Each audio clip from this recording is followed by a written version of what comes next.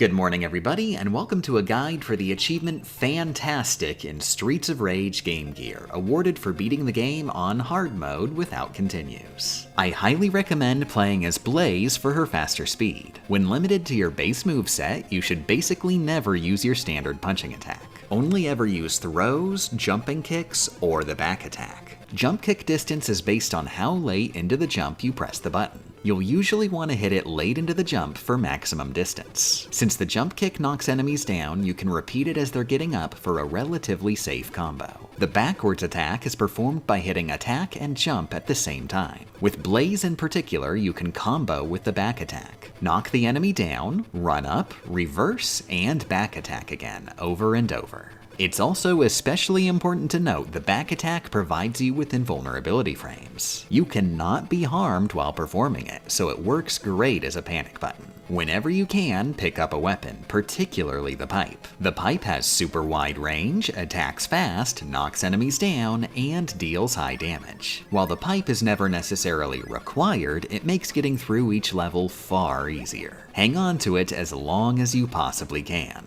Now, let's go through each stage's pressure points. Stage 1 should be relatively easy. Against the boss, wait for him to come on screen, run up and either throw him or hit him with the pipe, retreat, and repeat. He'll never attack you as long as you do it right.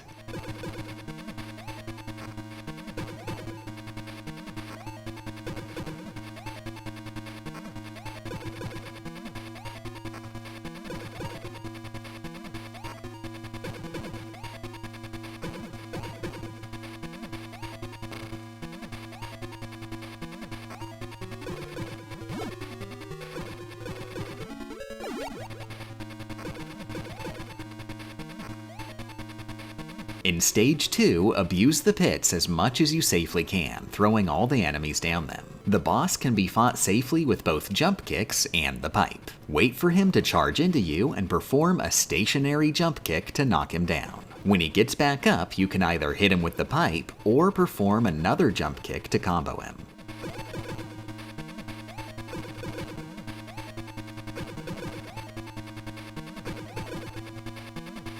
In Stage 3, knife enemies start to show up in such large quantities they're at risk of making enemies invisible, because for some bizarre reason, items on the ground are visibly prioritized over enemies. Throw away all the knives as soon as they show up to keep this from happening. Jugglers are also introduced here. They can sometimes hurt you if you go near them. If you don't have the pipe, back attacks are your best option to combo them to death before the timer runs out. It will also be great in the boss battle against the twins. If you time it right, you can invulnerability frame through the jump kick attack and deal damage simultaneously.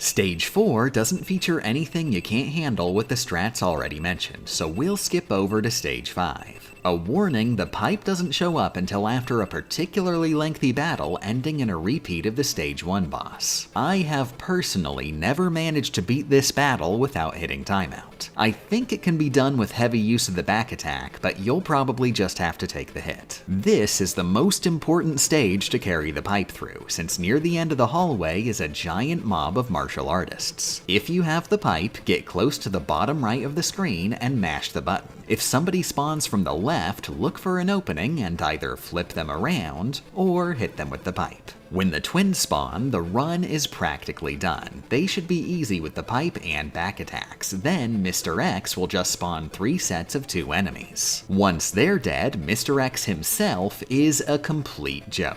Blaze is fast enough to infinite combo him with throws. Just keep aiming toward the center of the screen and he's incapable of escaping. This achievement took me a while, but in my final run I had a ton of extra lives, so it's more forgiving than it seems once you learn all the cheese tricks. Good luck, and happy retro-achieving!